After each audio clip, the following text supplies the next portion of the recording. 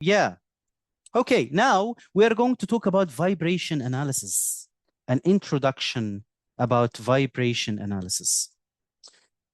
So we are going to discuss some very important definitions to have a common language while discussing vibration analysis.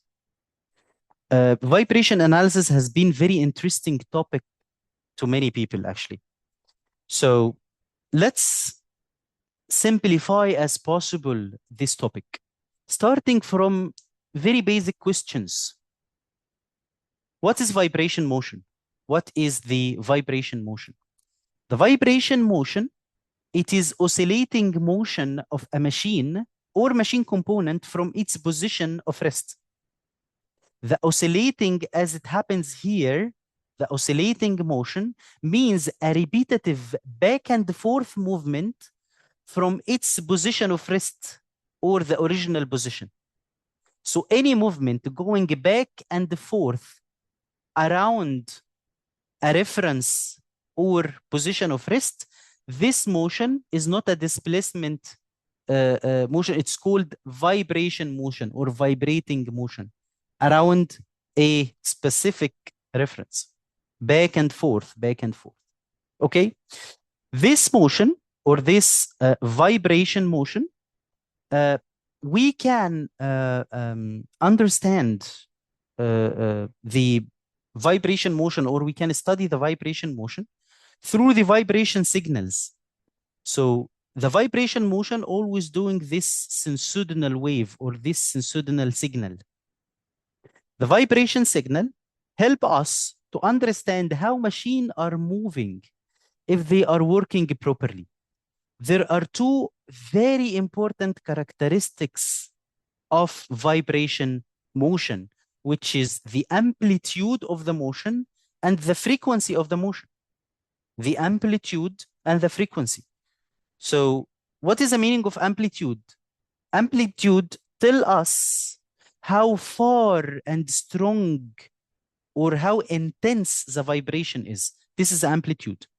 So it describes how far a vibrating object move from its rest position during this oscillation motion or vibration motion. Okay? So what is the frequency? Frequency, very simply, it tells us how fast the vibration happen. How fast the vibration happen. So it measures how many times the machine parts move back and forth in a vibration motion in 1 second. In 1 second. So the frequency, it is always the number of complete cycles of vibration motion per unit time or in one time. There are some measurement for this frequency like the CPS, which is cycle per second, or Hertz, or cycle per minute, which is CPM, or revolution per minute, which is RPM. This is how we measure the frequency of vibration. So we have two parameters, two characteristics here, very important to keep in mind, and we will discuss later on why they are important to identify the vibration signal and what they indicate in the machinery. Okay, so very simply, by studying both amplitude and frequency, we can find the problems in machines early and fix them before they cause a bigger damage. Okay, so another question, very basic question. What makes the equipment vibrate? In rotating equipment, the vibration motion, as you can see here, is caused by exciting forces. What are the exciting force? It's like imbalance. The unbalance is exciting force. The misalignment is exciting force. The loose components are exciting force. There is a lot of different exciting forces for your machinery. The rotating equipment can be modeled in this figure below as a system. This is the rotating equipment. And there is system input, which is the exciting force, and system output, which is the vibration that we measure. So the vibration usually is the output of the exciting force for the system. Okay? Usually, we are measuring or the vibration motion happens in three directions: horizontal, vertical, and axial direction, 3D in the three dimensions. Okay. And it is characterized by properties like frequency, amplitude, and phase. We already discussed the frequency and amplitude. Such characteristics help in diagnosing the equipment issues. A lot of rotating equipment issues could be detected using vibration analysis method. Okay, third question is, why do we measure the vibration on machinery? Mainly to do three things. First is to monitor the machinery health condition and detect early failures or failure modes, and to assure the quality of any repair and to improve the equipment reliability. Those are the main goals of measuring vibration on equipment. Let's say we have equipment like this, a drive and a coupling, gearbox, couple of bearings and pumps and so on. We are attaching our vibration accelerometers in a strategic places in order to gain more information about the vibration happening in this equipment, aiming to monitor the machinery health condition and detect early failures and so on. So what can the vibration monitoring detect? So measuring and trending the vibration of rotating equipment over time, it will allow you to indicate many problems, such as unbalance, misalignment, looseness, resonance problem, gearbox fault, bearing faults, electrical motor faults, pumps fault, fans, compressors, belt faults, and so on. So there is a lot of mechanical and some electrical defects that could be detected using vibration analysis technique. At this slide, we can see that those are the most common machinery faults that could be detected using vibration analysis technique. For people who doesn't have any idea about what could vibration analysis detect, it can detect unbalance, misalignment, looseness, pin shaft, bearing faults, gear faults, eccentricity, and much, much more. So very quickly, let's say the unbalance problem. The unbalance fault or problem, it happens when the center of the mass start to be away from the center of geometry of any rotor. So it starts to cause a driving force, a centrifugal force that wears out the machine very fast. So the vibration due to unbalance of a rotor is probably the most common machinery defect, one of the most common machinery defects. Misalignment as well. The misalignment is taking place when the center lines of the rotating equipment, two or more machinery shafts, are not in line with each other. So a misalignment takes place, which is very destructive to the machine as well. Okay, and many other machinery faults could be detected using vibration analysis. Okay, so how does the vibration monitoring work? Simply, this is how the vibration monitoring works.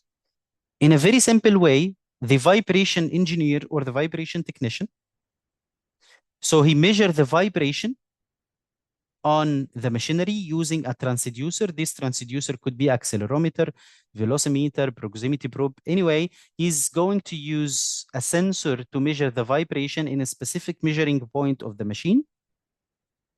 And he stores this signal in a data collector, a portable data collector or a stationary data collector. Anyway, he's going to save this data on data logger. The vibration data then is uploaded to a vibration software and should be analyzed by a skilled vibration analyst. If you are a certified vibration analyst category 2 or 3 or vibration analyst category 4, I think you should be responsible for analyzing the vibration data and the vibration different plots. Then the vibration analyst shall prepare a vibration analysis report outlining the machinery health with his findings and recommendations. Okay, so here we can see very simply the vibration data collector types. We have a portable data collector types and online systems. The portable types could be divided into two types, a vibration checker and vibration analyzer. The vibration checker is a very quick vibration on-site checking, and the vibration analyzer, it is the advanced one, the big one, the powerful data analyzer, which captures all the type of vibration data. And it is a portable a device that can move with you from one machine to another. The online system here, it is an online system installed in any critical machinery. The online condition monitoring system continuously and automatically monitor the important condition monitoring or condition parameters of the machine. And it usually gives you alerts before the problem turn into a failure or big problem take place.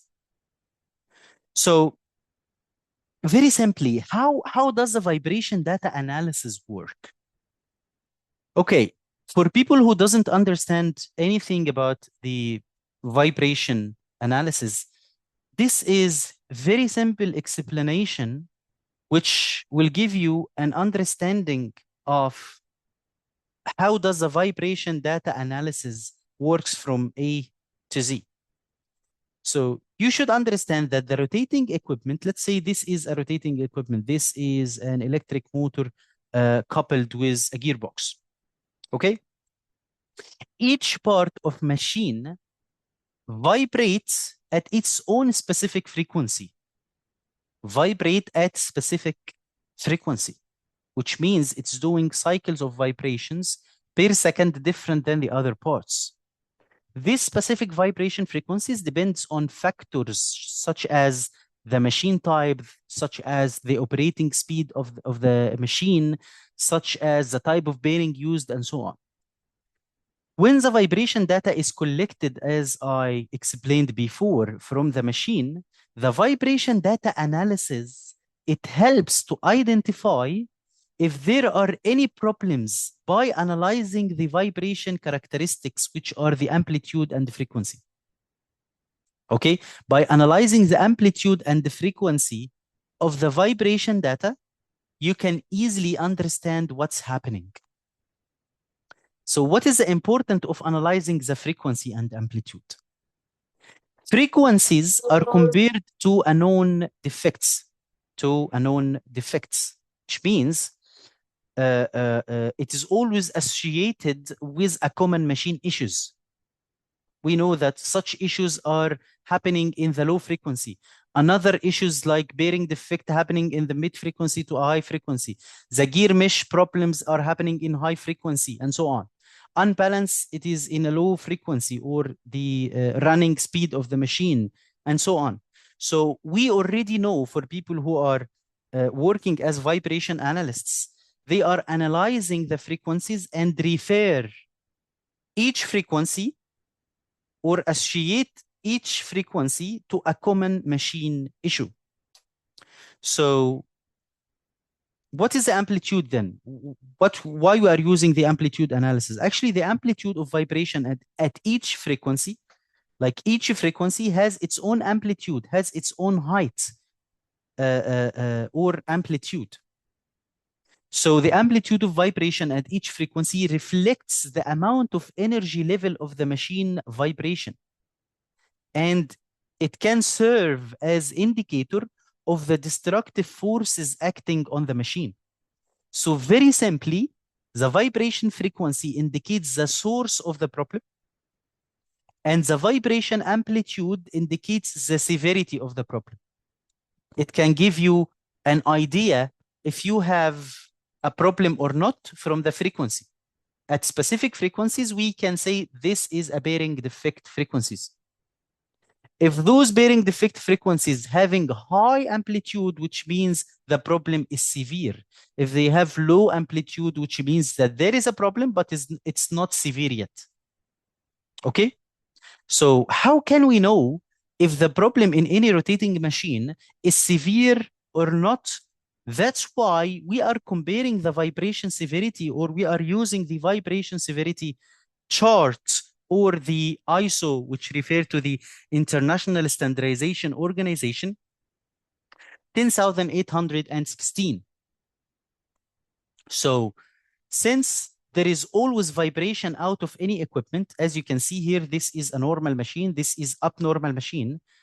Both are emitting vibration, both are vibrating. Okay? So since there is always a vibration out of any rotating equipment or out of any equipment, then setting a standard for vibration severity is very important to know if this equipment vibration levels are within the acceptable range or within the abnormal range. So the ISO 10816 is one of the fundamentals documents that states an assessment criteria for measuring and evaluating mechanical vibration. Of course, anyone is going to specialize in vibration analysis later on, or even take a vibration analysis course, he will understand more about the different classifications of machinery and different standards of vibration. As you can see here, these are the different frequencies, and there are many peaks on those frequencies. However, at this normal machinery, the peaks are still in the acceptable range. But in this abnormal machinery, there are peaks as well, but the peaks are very high, which means the amplitude is very high. The vibration amplitude is very high, which means that this is abnormal machinery according to the ISO standard level or range. Okay? So this is how the vibration analysis work. Finally, the vibration trend analysis is very important. Setting a vibration limit for each machine. As you can see here, there are 3 limits: acceptable limits, caution limit, and abnormal limit for each equipment as per the ISO standard, and the trending your machinery condition or machinery vibration level. This will allow you to assess the present conditions of rotating equipment and compare it against the previous condition and predict the equipment remaining lifetime as possible. Okay.